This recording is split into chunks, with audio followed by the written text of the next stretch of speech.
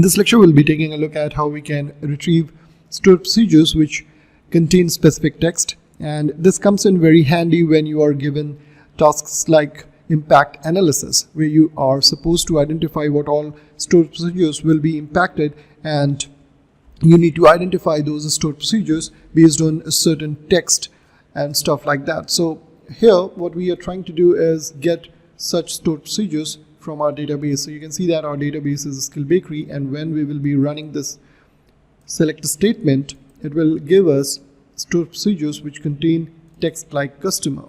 So you can see that what we are doing is we are getting the object name ID from syscomments table, where text like customer and the object property is stored procedure. So here we are saying the ID is the stored procedure is equal 1, which means it's going to return true, and then we are grouping it on object name ID. So let's execute this now,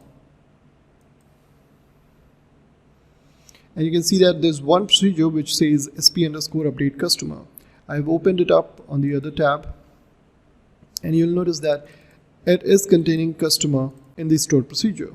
So using this specific thing or select statement, we will be able to identify all such stored procedures where this specific text is there, and based on that we can do our impact analysis accordingly and make sure only relevant stored procedures get updated or modified.